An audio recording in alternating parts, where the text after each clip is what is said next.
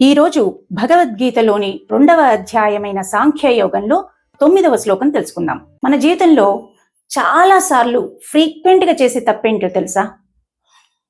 ఒక సమస్య రాగానే తొందరపడే నిర్ణయం తీసేసుకోవడం. అంటే ఆ సమస్య నుంచి బయటపడాలి, సమస్య తొందరగా సాల్వ్ అయిపోవాలి అనే ఉద్దేశంతో హడావిడిగా నిర్ణయాలు తీసేసుకుంటూ ఉంటాం. కానీ మనసు గందరగోళంలో ఉన్నప్పుడు తీసుకునేటువంటి నిర్ణయాలు చాలాసార్లు సరైనవిగా ఉండవు. కోపంలో ఉన్నప్పుడు కానీ, బాధలో ఉన్నప్పుడు కానీ, భయంలో ఉన్నప్పుడు కానీ మనిషి మాట్లాడగలడు, వాదించగలడు, నిర్ణయాలను సమర్థించుకోగలడు. కానీ సత్యాన్ని మాత్రం స్పష్టంగా చూడలేడు. అందుకనే ఆ టైంలో తీసుకునేటువంటి నిర్ణయాలు కరెక్ట్గా ఉండవు. అలాంటి పరిస్థితుల్లో అర్జునుడు ఉన్నప్పుడు శ్రీకృష్ణుడితో ఎన్నో వాదనలు చేశాడు. ఇది ఇలా చేయాలి కదా, అది అలా ఉండాలి కదా అంటూ తనకు తెలిసినవన్నీ శ్రీకృష్ణుడితో చెప్పాడు. కానీ లాస్ట్కి ఒక నిర్ణయానికి వచ్చేసాడు. అదేంటంటే ఇలాంటి క్లిష్ట పరిస్థితుల్లో నుంచి గట్టెక్కాలి అంటే శ్రీకృష్ణ పరమాత్మని శరణుజొచ్చాలి అని నిర్ణయానికి వచ్చేసాడు. అందుకనే కృష్ణమూర్తి ఎదుట తన అసమర్థతని అంగీకరించాడు. ఆ విషయాన్ని సంజయుడు ధృతరాష్ట్రుడితో చెప్తున్నదే ఈ శ్లోకం. సంజయ ఉవాచ ఏవముక్త్వా హృషీకేశం గుడాకేశ పరంతప నయోత్స్య ఇతి గోవిందముక్త్వా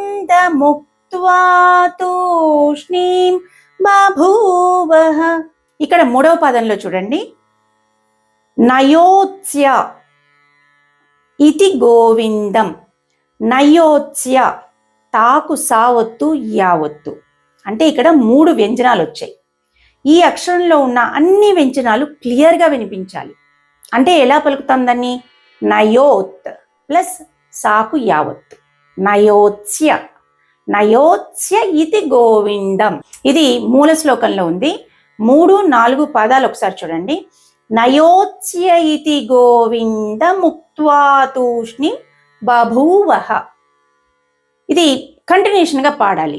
ఒకవేళ బ్రేక్ చేయాల్సి వచ్చింది, బ్రీత్ ప్రాబ్లం వచ్చి బ్రేక్ చేయాలనుకుంటే నయోత్స్య ఇతి గోవిందం అనాపి ఉక్త్వా తూష్ణీం బభూవః అనాలి.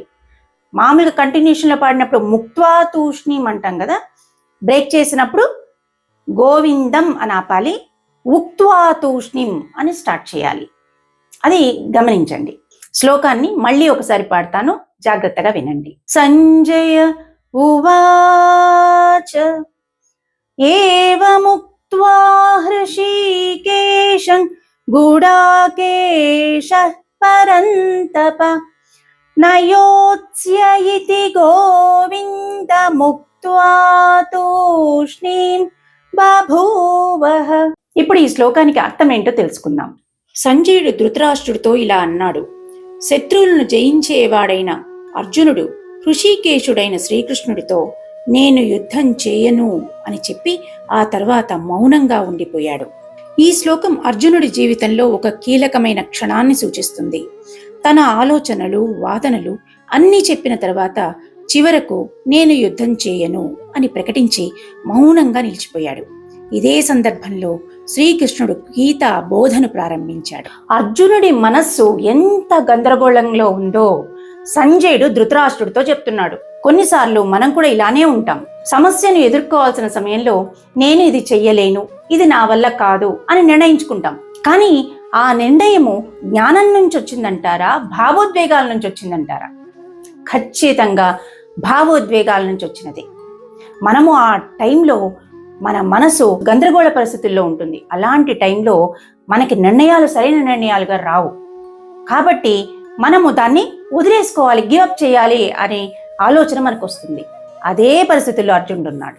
అందుకని మన జీవితంలో తీసుకునే ప్రతి నిర్ణయం కూడా సరైన నిర్ణయం కాదు. ప్రశాంతతతో తీసుకున్న నిర్ణయాలు సరైన నిర్ణయాలు అయి ఉంటాయి.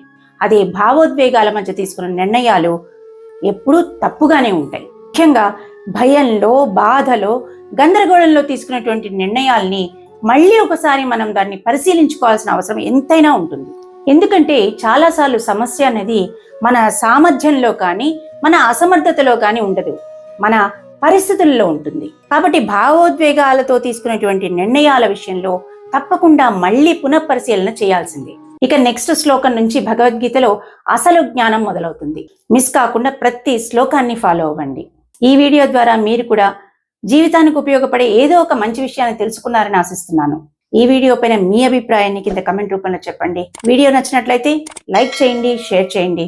మన ఛానల్ని ఫస్ట్ టైం చూస్తున్నట్లయితే సబ్స్క్రైబ్ చేసుకోవడం మాత్రం మర్చిపోవద్దు.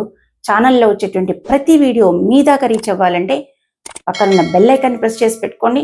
ఛానల్లో వచ్చేటువంటి ప్రతి వీడియో మీరు ఈజీగా చూడగలుగుతారు.